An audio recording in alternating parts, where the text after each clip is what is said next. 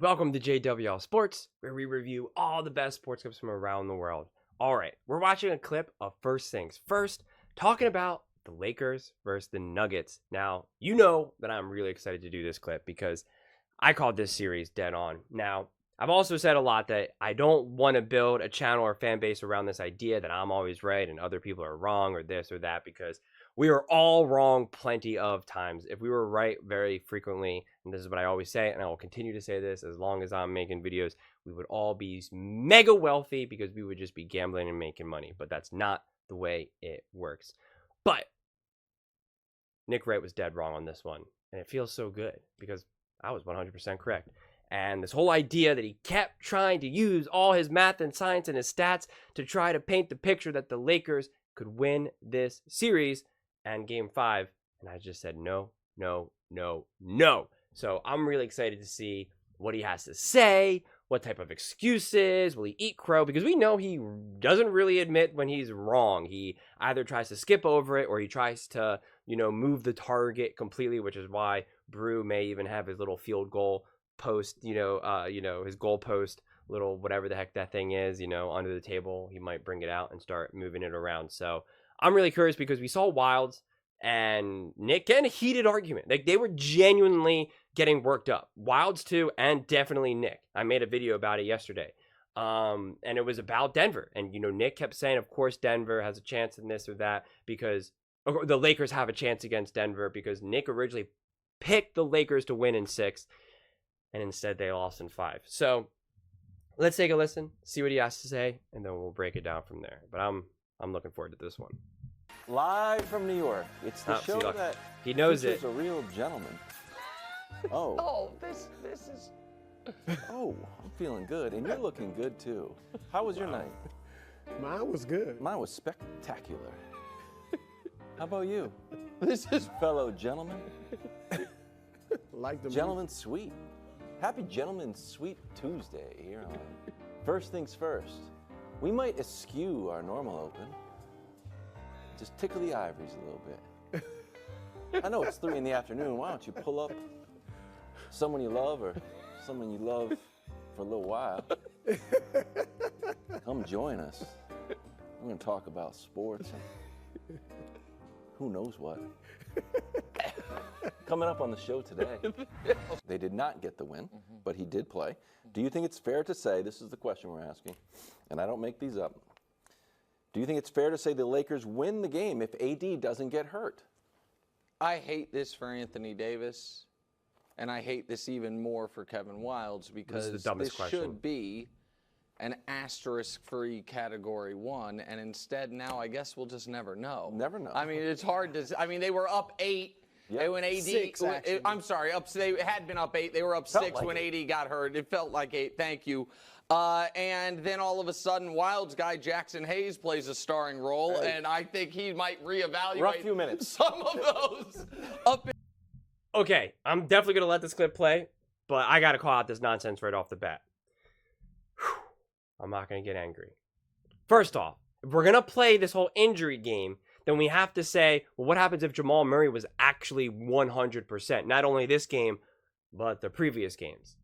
What about KCP, rolling an ankle, getting legitimately injured? And he's a big shot maker as well. So if we're going to play this whole game, well, what if AD wasn't injured? Then we have to do that with the other players as well, okay? We have to grant that same thing to Jamal Murray, that same thing to KCP. So that is nonsense. Nonsense. And you know what? If Nick wants to play that game, that's totally fine. But then I hate to break the news to you. Patrick Mahomes has a couple Super Bowl wins with some asterisks next to them. Because, I mean, against the 49ers with Brock Purdy, Greenlaw got injured. And then his replacement, his backup, got torn apart against him was 100 yards, I think it was. They're 8 for 8. A touchdown, they just destroyed him. And so, that's an asterisk. And, oh man, against the Eagles as well, Jalen Hurts had a bad shoulder. You could see that he could barely even throw the ball half the field when he when it was like the Hail Mary, he could barely throw the ball down the field. His shoulder clearly was not 100%, and that field was slippery. You know, it was weird, and that took away. The Eagles had the number 1 pass rush, so that's an asterisk. So if we want to play those games, you got to be consistent, which we know. Anytime someone calls himself Mr. Consistent, you know they're not. Opinions. All right, here's the deal. I suppose Wilds was right. I suppose that when you look at all aspects of the series, Denver was flatly the better team. And you were right, too. We were both right. I was about to say, Brew, you were also correct. Right. But you weren't screaming at me with blood dripping from your eyes yesterday. So I am more focused on I am more focused on Wild's side of it. But I will say this, and then I'll pass you the ball for your somewhat obnoxious victory lap. Are you going to say it finally? What? What? It was a I've always believed there are such things as close gentleman sweeps. I've never argued that. Find me the tape. You guys always try to get me in these jackpots and then realize I'm very judicious with my word choice. But I will say this to my dear friend Kevin Wilds. While this round was a loss for me and a seeming win for you, you have just now entered. Not seeming. Well, except for this part of it.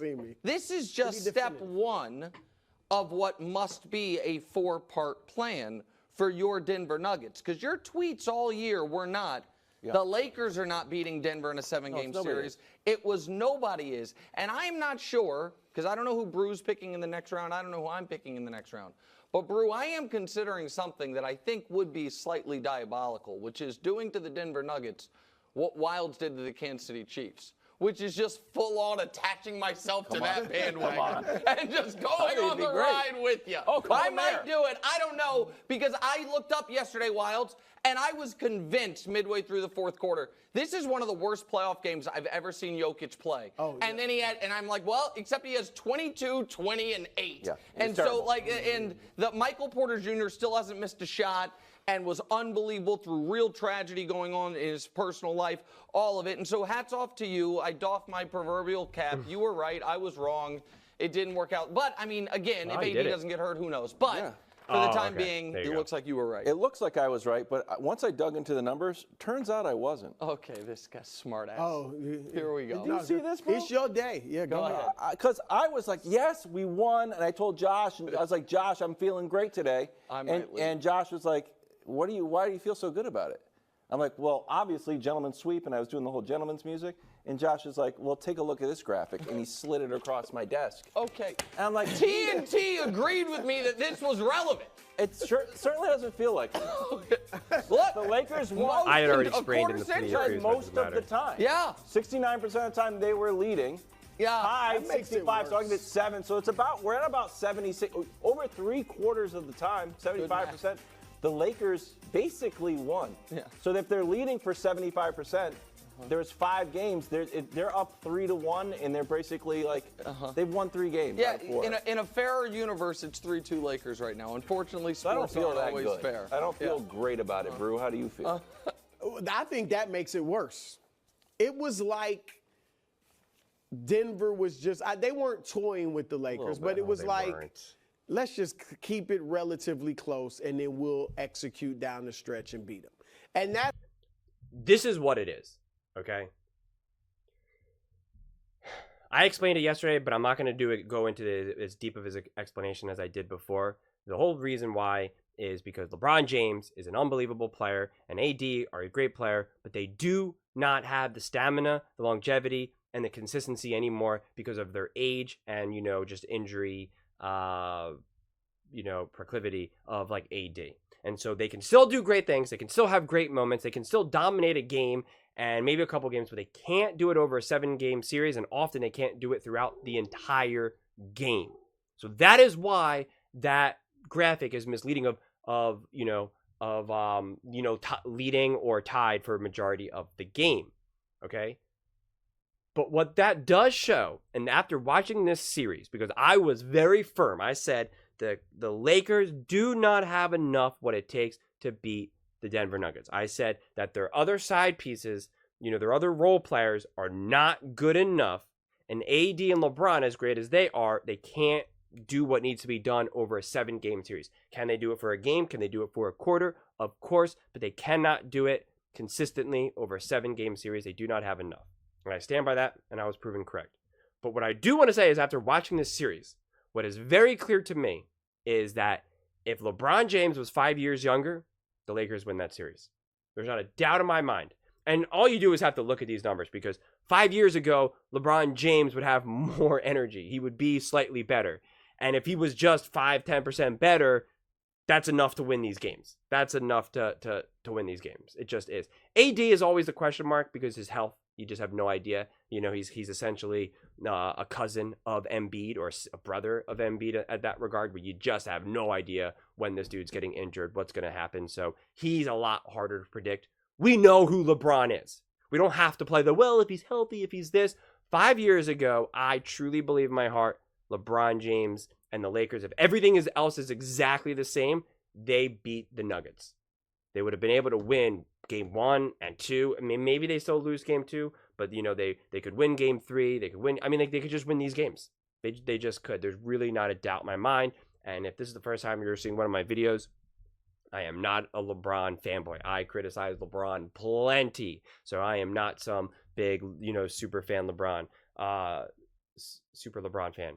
But that is why this series looked the way it looked. Because LeBron James is still an unbelievable player, and so is AD. But AD, with his injury history and also his lack of endurance throughout the game, which has been consistent over the last few years, especially even last season. And LeBron, just unfortunately, father time, he's getting older. It's just the guarantee of life of what's going to happen. So that's the way I see it. And after seeing that, it makes me feel, and I've said this before the playoffs even started, that I think that Denver is the best and that it is their championship to lose, so to speak, but that they are beatable and that they're not a juggernaut that we have seen in years past of these other teams, whether it be the Golden State Warriors, the San Antonio Spurs, the Lakers, obviously with like Kobe and Shaq, LeBron and with Miami, like these true dynasties that were just unstoppable. You knew they were getting to the playoffs. They were going to get to the finals, and there's a fantastic chance that they're going to win a championship. And I don't know if that's actually who the Nuggets are right now. They're obviously unbelievable. They're a great team, and there's a lot of teams that I would have them beating. But watching that series against the Lakers, it makes me think. It makes me think that the Timberwolves have a true chance at beating them. I think OKC would be tough. I don't think Dallas would beat them. I do not think the Clippers would beat them. I think OKC would have to play perfect basketball to beat them. I think it's possible, but I think the Timberwolves have the best chance, especially because their main leader, Ant, is big and physical and is not a smaller guy like an SGA. So that will bode well for the Timberwolves, not only moving forward, but especially in this series. The big problem is Cat always gets in foul trouble, and he cannot get in foul trouble, and I feel like Jokic could potentially expose that. So I'm really excited, and I'm not picking anyone for that series because I really don't know. I think it's a genuine toss-up, and I'm not going to just make, bold claims just for the sake of clicks and say, the Minnesota Timberwolves are going to win in 5. Like, that's not the channel that I'm trying to build, quite honestly. But let's listen to the rest of the clip. That's why, to answer your question, no. Had Anthony Davis not gotten hurt, they still would have lost. The one thing we learned in this series was whatever it took, Denver was going to do. We're down 20. Okay, we'll do what we got to do to win. We need a last second shot. Okay, we'll do what we got to do to win. They would have won. AD, I know he only scored 1 point, Nick, after he got injured. Yeah. All right. He probably would have ended up with about 25 or so points, between 25 and 30. Mm-hmm. So what? There's Denver still. And I will say yesterday, I didn't feel like the 20-point game. No. Like, I thought the Lakers had a chance to win that game. But I'm just saying Denver has been better down the stretch. And AD, he's been great this series statistically, particularly through the first 3 quarters. But let's check him out in the fourth. Look at that. Fourth quarter, he averaged 3 points a game. That's a 12-point pace for those that aren't good in math. He shot 36% from the floor in the fourth quarter. So chances are, had he even had a big third quarter while not getting hurt, he wouldn't have had a big fourth quarter. And LeBron was great in the fourth quarters, and they still lost. And so it would not have mattered. Denver was the better team. AD hurt at his best, whatever, Denver still was going to win. So, listen, Denver was the better team, and they had the better roster, and their top two. I don't even you know what? I was going to say their top two outperformed the Lakers' top two, but I don't know if that's actually true for the entirety of the series. They were more clutch. But they outperformed the Lakers because Jamal struggled in multiple game 2 of this series. Did what needed to be done until the final 2 minutes when he was brilliant. Yesterday was, in my opinion, his first great start to finish game. And so, you know, in LeBron and AD's stat lines, and I know you have said in the past that there are times LeBron can, you know, find a way to fill up the box score without impacting the game. That is not how I felt about this series. I thought LeBron was excellent this series. I thought Anthony Davis, and this is where, and I try to be consistent with this across all teams and all guys, fourth quarter production falling off, I think sometimes people are like, oh, the moment, and I'm not saying that's what you're saying, or and sometimes it is that Anthony Davis is being tasked with guarding Nikola Jokic. I know he's not the only one guarding him, all of that, and by the fourth quarter, he is worn down. And that in a way that Jokic seems oddly never in shape and the most in shape guy in the league. You know what I mean? And so I think there is a relevant reason as to why that happened. I don't think Anthony Davis, the lights got too bright. I don't think the lights get too bright. I just think he was, yesterday he was banged up, and throughout the series, I think it's a hard ask to guard the soon-to-be 3-time MVP. And it does matter when Michael Porter Jr., and to the Nuggets' credit, that's their draft pick that fell in the draft because other teams had questions about that they re-signed. When we can show you his number, right? Injury questions. Everybody knew he was a great Correct, player. And when Michael Porter Jr. does this, shooting 49%. I mean, he was going to maybe be the number 1 overall pick, but he had like back surgery. I think it was. When that's happening, the Nuggets He's fully capable of doing. I mean, obviously he just did it, but remember. And again, that is what makes the Nuggets so good, and that they have this production from Michael Porter Jr. They have someone who can put up 30 points at any moment in Jamal Murray and is not afraid of the moment, has literally hit multiple game winners in just this series alone. I mean, that's just wild. And then you have Aaron Gordon, who is a big, strong, physical guy who also plays lockdown defense. And then, of course, you have Jokic that gets to tie everything together. And you have a fantastic head coach who gets that team ready and prepared game after game. So that's what makes it very difficult to beat them. You know, and the maturity of this team and the balance of their youth and the players in their prime that gives them the leg up compared to Minnesota Timberwolves, OKC, the Celtics. You know, I had been pushing before that I really wanted to see the Sixers versus the Nuggets play each other just because I think it would be an awesome, fun series to watch Jokic versus Embiid. But these other players outside of Jokic versus Embiid, the Nuggets have the better players. You compare Michael Porter Jr., he is better than all the other options that the Sixers have, maybe minus, you know, Tyrese Maxey. You know, Jamal Murray is their second in charge. Tyrese Maxey is the second in charge for the Sixers, but he's 23, still very much learning, still very much immature. The moment is still pretty bright for him. For Jamal Murray, he's already gone through those growing pains. Then you got like Tobias Harris, who's supposed to be the third up for the Sixers. The dude averages like 8 points. Then you have Michael Porter Jr. putting up 22 points. You know, Aaron Gordon scoring 29 in a game. So it's just, you wouldn't be able to compete. So that's where the Denver Nuggets, you know, on paper, I think essentially beat everyone. You know, on paper, they beat everyone. And that's why I think so many people had them, you know, tasked to win it all, you know, pretty much a guarantee to win it all. To me, the big question marks are, has Anthony Edwards arrived? Has SGA arrived? Have the Celtics finally got their act together with Jason Tatum? You know, can they say, no, no, no, we know you're a great team, but let's go? That, to me, is where the interesting thing will lie. Because even the Golden State Warriors lost to LeBron James that second year. So I'm really, really curious to see, because this will be, without a doubt, the Denver Nuggets' best chance at winning another title. And then after that, I think it'll only get harder because OKC will only get better. The Timberwolves will only get better. And then, then you have a couple other dark horses where it's like, well, will Zion be healthy? And if he is, then you have to say the Pelicans are going to be a really good team. There's just other things. But I think it's pretty safe to say outside of any injury concerns, OKC and the Timberwolves are going to be better. And so I think that's why this is their best chance to repeat and to win another title. After that, it'll get harder and harder and harder. So they better strike while the iron's hot, because if they don't, then the Denver Nuggets could end up potentially being similar to what happened with Giannis and the Bucks. Granted, I think the Denver Nuggets are a significantly better team than Giannis and the Bucks were when they won their title. So I think they have a lot more resilience, right? They can endure bad games from a Jamal Murray or just less than ideal games. The Bucks weren't able to do that, right? If Chris Middleton had an off night, it was like, well, goodbye and good luck. Same thing with the Sixers. If Tyrese Maxey's not putting up 35 points as well as Joel Embiid putting up 30 points, it's goodbye and good luck. The Denver Nuggets have more firepower where they can endure way more adversity.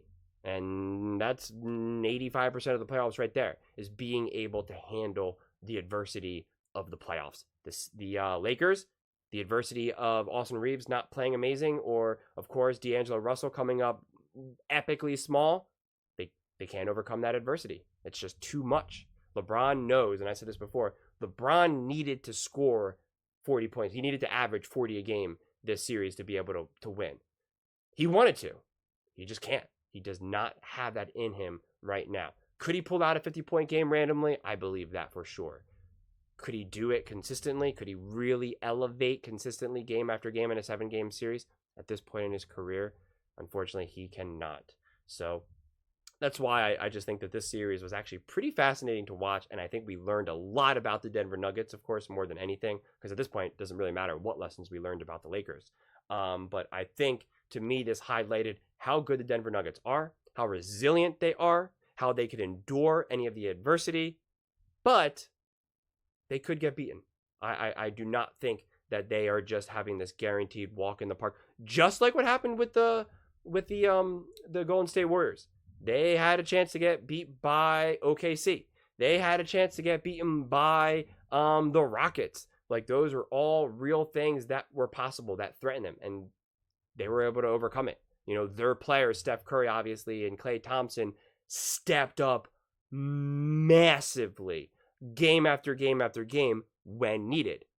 Will Denver be able to do that? In a game 7, can Michael Porter Jr. knock down 6 threes? Can Jamal Murray hit another game winner? Can those things happen? That is what those great dynasties were able to do. Face the adversity, come up big when it mattered, minimize any of the issues that they came across. But those are just my thoughts. I would absolutely love to hear yours. What do you think about the series? Do you think the Lakers had a true chance at winning, especially if AD didn't get hurt? And what do you think about Denver moving forward? Do you think Denver has a one stop to the championship, and they'll be having a parade come time in a month or so? Let me know in the comments below. I read every single comment, so whether you agree with me or disagree with me, either way, let's get in some discussions, let's get in some fights, but ultimately, let's just have some fun. And please do consider subscribing. We are building an amazing community here, and I would absolutely love to see you part of it. I want to build something that we all genuinely feel connected to, something that we're really excited to be part of, and I think we're well on our way to doing it. And please don't forget to give this video a thumbs up, as it really does help with the visibility and the algorithm. Thank you so much, and see you next time.